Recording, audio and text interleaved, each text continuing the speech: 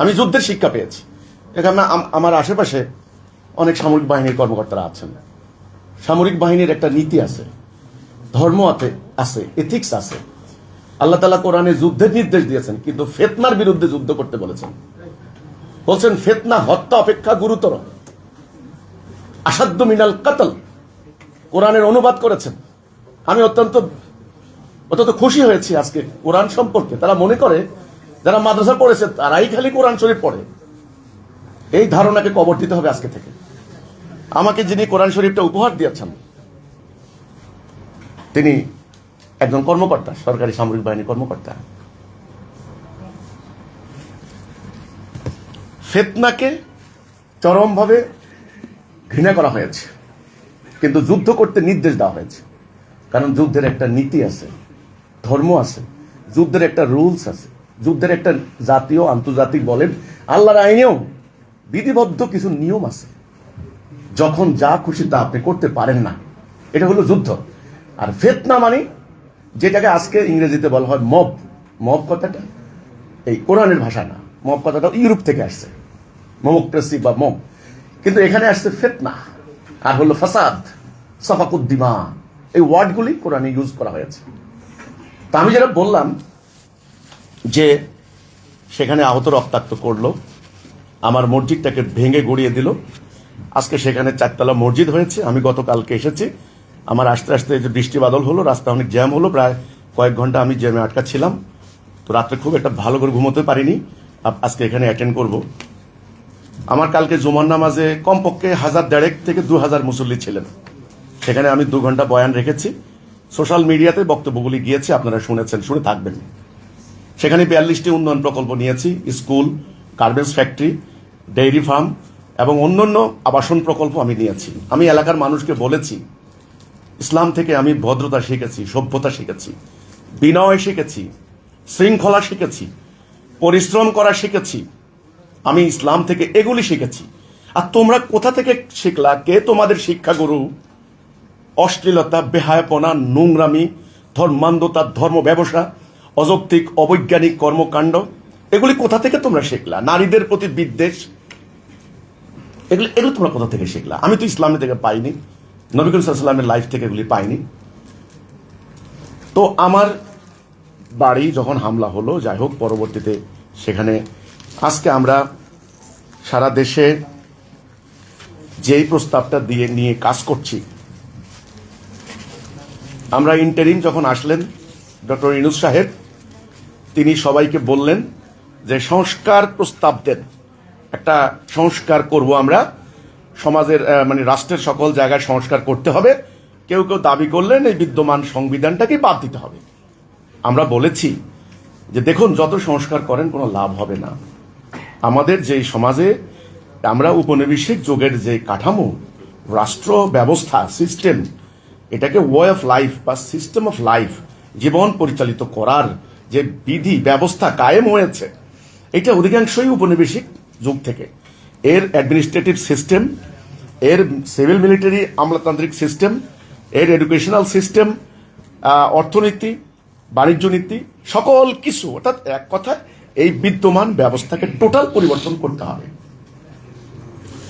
পরিবর্তন করে তার বিকল্প একটা তাওহীদের উপর ভিত্তি করা, আল্লাহর সভরেনিটির উপরে, সভরেনিটি অফ আল্লাহ, এটার উপরে ভিত্তি করা একটা ব্যবস্থা প্রস্তাব আমরা দিয়েছি।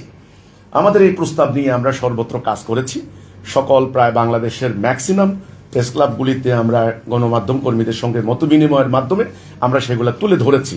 সরকারের সংশ্লিষ্ট মন্ত্রণালয়ে আমরা সেগুলো জমা দিয়েছি, কিন্তু সরকার আমাদের ওই প্রস্তাব নেননি। আমি গণভোটের প্রসঙ্গে একটা কথা বলেছি, গণভোট যদি হতে হয়, একটা কথার উপরে গণভোট হোক যে বর্তমান বিদ্যমান ব্যবস্থা আপনারা চান কি না, আল্লাহর বিধান চান কি না, মানে ইয়েস অর নো, এটার উপরে গণভোট হোক। কিন্তু যাই হোক, ওনারা গণভোট করলেন, সেটা রেফারেন্ডাম, অন্য একটা মানে জুলাই সনদ নিয়ে, সেটা হবে কি হবে না সেটা অন্য সাবজেক্ট। আমার প্রস্তাব ছিল যে আল্লাহর বিধান আমরা চাই কি চাই না, এটার উপরে হোক গণভোট। তো যাই হোক, গণভোট সেটা হলো না, আমরা আমাদের কার্যক্রম চালিয়ে যাচ্ছি। এখন বর্তমানে বাংলাদেশ যেভাবে ধর্মীয় উগ্রবাদের বিস্তার ঘটেছে, আমি এখানে একটা নোট দিতে চাই শুধু উগ্রবাদের কথা বললেই ইসলামের দিকে ট্যাগ লাগে, ইসলামের ট্যাগিং করা হয়, ইসলামের গায়ে মানে লেপন করা হয়। ব্যাপারটা তা নয়। এই উগ্রবাদ ইউরোপের সমস্যা। খ্রিস্টান ধর্ম থেকেও বহু উগ্রবাদী গোষ্ঠীর জন্ম হয়েছে আজকে ইউরোপে, কারণ খ্রিস্টান ধর্মকে নিয়ে ডানপন্থী রাজনীতি এটাকে বলা হয়। আচ্ছা, আপনার ইন্ডিয়াতে হিন্দু ধর্মকে অবলম্বন করে, হিন্দু ধর্মের উপর বিশ্বাস স্থাপন করে বা ইত্যাদি, সেখানে অনেক উগ্রবাদী সংগঠন কাজ করছে ইন্ডিয়ায়। গত আপনার গির্জায় 250 গির্জা হামলা হয়েছে। আমি মসজিদের কথা বাদে দিলাম, 250 গির্জা হামলা হয়েছে খালি কয়েকদিনে ইন্ডিয়াতে। খ্রিস্টানরা এটা নিয়ে কিন্তু প্রচন্ড আতঙ্কিত। আচ্ছা, তাইলে হিন্দুত্ববাদী উগ্রবাদী সংগঠন আছে। বৌদ্ধ, যাদের তত্ত্ব হচ্ছে যে মানে কোনো প্রাণী হত্যা করবে না, প্রাণী হত্যা মহাপাপ, এটা হলো দর্শন, ফিলোসফি ওনাদের, প্রাণী হত্যা মহাপাপ। সেই বৌদ্ধ ধর্মাবলম্বন মানে ধর্মবিশ্বাসীদের মধ্যে এই সন্ত্রাসীদের আক্রমণে, সন্ত্রাসীদেরকে কিন্তু সন্ত্রাসী বলতে হবে, আমি হোল কমিউনিটিকে সন্ত্রাসী বলছি না, বি কেয়ারফুল, আমার কথাকে মিস ইন্টারপ্রিটেশন যেন কেউ না করে। ওকে, সেখানে বৌদ্ধ এই যে সন্ত্রাসী গোষ্ঠীগুলি, তারা কিভাবে মুসলমানদেরকে সেখানে বিতাড়িত করলো, প্রেগনেন্ট নারীকে ধর্ষণ করে সে বাচ্চাকে হত্যা করলো। এটা মিডিয়াতে এসেছে, আমাদের মিডিয়া না, মুসলমানদের মিডিয়া না, এটা ওনাদেরই মিডিয়া। শ্রীলঙ্কায় কিভাবে হামলা করে মুসলমানদের বাড়িঘর জ্বালিয়ে দেওয়া হলো। তাহলে খালি উগ্রবাদী গোষ্ঠী মুসলমানদের মধ্যে নয়, খ্রিস্টানদের মধ্যে, হিন্দুদের মধ্যে, বৌদ্ধদের মধ্যে। এবার বাম কমিউনিস্ট, ওনারা সাম্যবাদী, সাম্যনীতি, সেখানে কতখানি আপনার সোভিয়েত রাশিয়া কর্তৃক মুসলিম বেল্টগুলাতে কি হয়েছে এগুলো বলার কোনো দরকার নেই। অনেক জিনজিয়াং কাশ্মীরে, উরুমসিতে, কাশগড়ে, সেখানে কি হয়েছে চীনে। তো কাজে আমার কথা হলো, কিন্তু ইসলামে তো সন্ত্রাসবাদের জায়গা হওয়ার কথা ছিল না। ইসলামে এই যে এখানে উগ্রবাদ কথাটা আপনারা জানেন যে সংস্কৃত শব্দ থেকে, সংস্কৃত থেকে এটা আসছে। উগ্র, এটার একেবারে আমরা মোটামুটি কাছাকাছি ইংরেজি আমরা বলতে পারি এক্সট্রিম, এক্সট্রিমিস্ট বা এক্সট্রিমিজম। আচ্ছা, এটা ইংরেজিতে বলা যায়, অনেকে বলা যায় ফ্যানাটিক, অনেকে বলা যায় ফান্ডামেন্টালিস্ট, সেগুলো ভিন্ন, কিন্তু এক্সট্রিমিস্ট হলো মোটামুটি কাছাকাছি। এখন ইসলামে এটা কিভাবে আসলো? ইসলাম কি এখন অনেকে বলে মডারেট ইসলাম, এক্সট্রিমিজম, এক্সট্রিম ইসলাম, আবার সুফিবাদী মারেফতি ইসলাম। নো, ইসলাম তো এতগুলা না। ইসলাম একটা ভারসাম্যপূর্ণ জীবন ব্যবস্থা, ওয়াসাতা। এখানে আল্লাহ তাআলা কোরআনে বলেছেন তোমরা হলো উম্মাতা ওয়াসাতা, ব্যালেন্সড, ভারসাম্যপূর্ণ। এখানে খুব মানে চরমও না, একেবারে আবার একেবারে নিষ্প্রাণ নিষ্প্রিয় নরমও না, ভারসাম্য। আর মানুষের দেহটাও কিন্তু দেহ আত্মার সমন্বয়, জীবনটা হলো দুনিয়া আখিরাতের সমন্বয়। তেমনি আপনার ব্যক্তিগত পারিবারিক জীবন যেমন, রাজনৈতিক, অর্থনৈতিক, সামরিক জীবনও তেমন আপনার ভেরি নেসেসারি আপনার জীবনের জন্য। কাজেই একটা ভারসাম্যপূর্ণ জীবন ব্যবস্থা হলো ইসলাম। এখানে চরমপন্থার কোনো জায়গা নাই, আবার অন্যায়ের বিরুদ্ধে আপোষকামিতার কোনো জায়গা নেই। ইসলামে যেমন দানের কথা বলা হয়েছে, সভ্যতার কথা বলা হয়েছে, করুণা, দয়া, মায়ার কথা বলা হয়েছে, ইয়াতিমদের সম্পদ রক্ষণাবেক্ষণের কথা বলা হয়েছে। সেই ইসলামে আবার কেতাল করতে বলা হয়েছে, ফিতনার বিরুদ্ধে যুদ্ধ করতে বলা হয়েছে, শত্রুদের গর্দানে আঘাত করো, গিরায় গিরায় আঘাত করো, এগুলো বলা হয়েছে। কাজেই কোন আয়াত কখন কোন পরিপ্রেক্ষিতে প্রযোজ্য হবে সেটা একটা কম্প্রিহেন্সিভ নলেজের ব্যাপার, সেটা একটা সিস্টেমেটিক ওয়েতে সেটা হতে হবে। আমি যেটা এখানে বলবো এই পয়েন্টটা, যে ইসলামে কোনো উগ্রপন্থার কোনো জায়গা নেই, অনর্থক, অযৌক্তিক, অহেতুক কোনো কার্যক্রমের জায়গা ইসলামের নাই। ইসলাম প্রচন্ড ভারসাম্যপূর্ণ, এখানে প্রত্যেকের মানবাধিকার, এখানে মানে সমতা ভিত্তিক অধিকার, যার যেমন যেটা প্রাপ্য সেটা ঘোষিত হয়েছে। তাহলে এটা কিভাবে আসলো? দুটি ঘটনা আমাদের জন্য একটা মাইলস্টোন হিসেবে কাজ করছে মুসলিম বিশ্বের জন্য। নাম্বার 1, 48 সালে যখন ফিলিস্তিন দখল করলো, তখন প্যালেস্টাইনিয়ান মুসলিমরা তাদের প্রতিরোধ করতে নামলো। এই প্রতিরোধ করতে নাম তাদের ট্যাঙ্কের সামনে গুলতি নিক্ষেপ করা, পাথর নিক্ষেপ করা শুরু করলো। এই ঘটনাগুলোকে সারা ওয়ার্ল্ডে তাদের মিডিয়াগুলি একচেটিয়া ব্র্যান্ডিং করা শুরু করলো, এরা সন্ত্রাসী। 1 নম্বর 1, অর্থাৎ মানে ফিলিস্তিন মুসলমানদের প্রতিরোধ আন্দোলনকে সন্ত্রাসী আন্দোলন হিসেবে সারা দুনিয়া ব্র্যান্ডিং করা শুরু করলো। নাম্বার 2, এই আফগানিস্তানে যখন রাশিয়ান মানে সাবেক সোভিয়েত কমিউনিস্ট সেটা তখন ঢুকলো, তখন এই কমিউনিজমকে মানে দূর করার জন্য আপনার হলো আমেরিকার সহযোগিতায় অস্ত্রে, যে আজকে যে পাকিস্তান যে গোয়েন্দা তথ্য অস্ত্র শস্ত্র ইত্যাদি দিয়ে তারা মুজাহিদিন বাহিনীগুলো দিয়ে রাশিয়ার কমিউনিজমকে তারা প্রতিরোধ করলো। অর্থাৎ এখানে লড়াইটা হলো মূলত মানে পুঁজিবাদী ডেমোক্রেটিক ব্লক বনাম সমাজতান্ত্রিক কমিউনিস্ট ব্লক, এই দুই ব্লকের রণক্ষেত্র ছিল পাকিস্তান, এই আফগানিস্তান। এখন যখন ওরা পালিয়ে গেল 90-এ, এটার ইম্প্যাক্টে পুরো সোভিয়েত ইউনিয়ন ভেঙে গেল, আপনারা জানেন। ওকে, মানে 15টা প্রায় নতুন রাষ্ট্রের জন্ম হলো, অনেকটা মুসলিম রাষ্ট্র হলো। সেখানে কি হলো, তারপরে তালেবানরা এবার পাল্টা ক্ষমতায় নেওয়ার চেষ্টা করলো।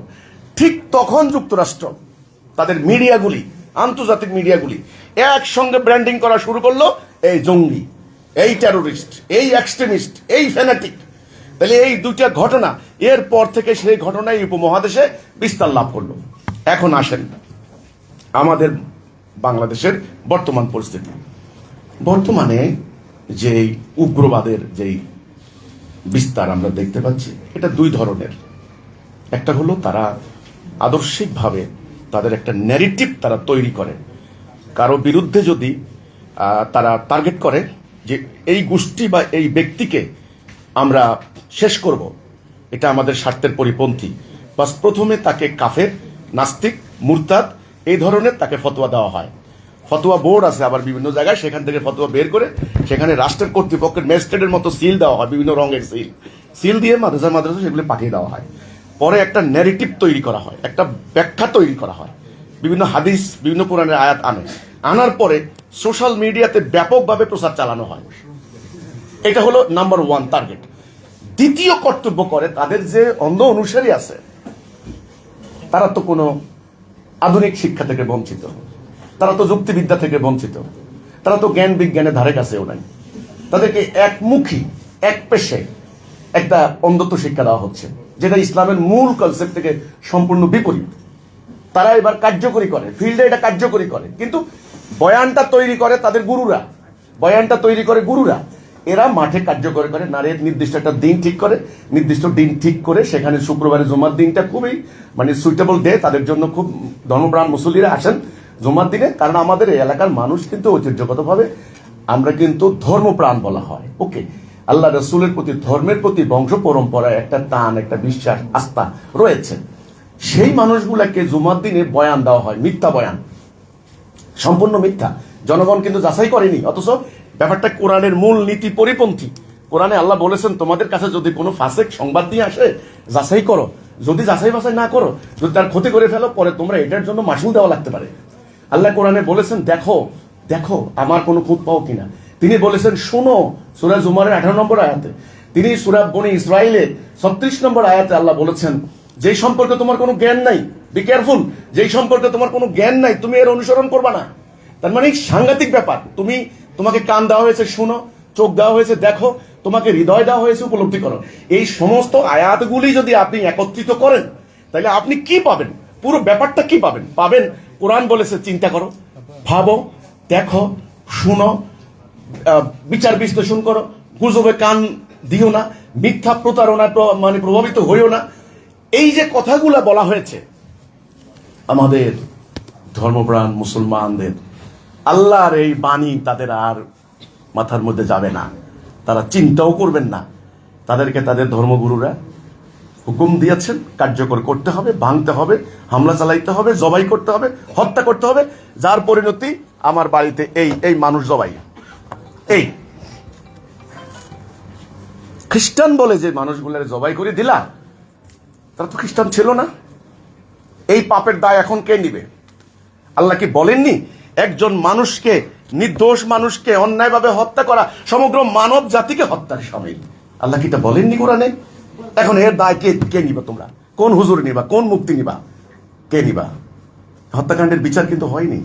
আওয়ামী লীগ সরকার, আমি দুঃখিত একথা আমাকে বলতে হচ্ছে, এই হত্যাকাণ্ডের মামলাটিকে ওই টাইমে বিএনপি জামাত দমনের কাজে ব্যবহার করেছে। আমরা কিন্তু বিচার পাইনি, আমরা সাফারার, আমরা ভিকটিম।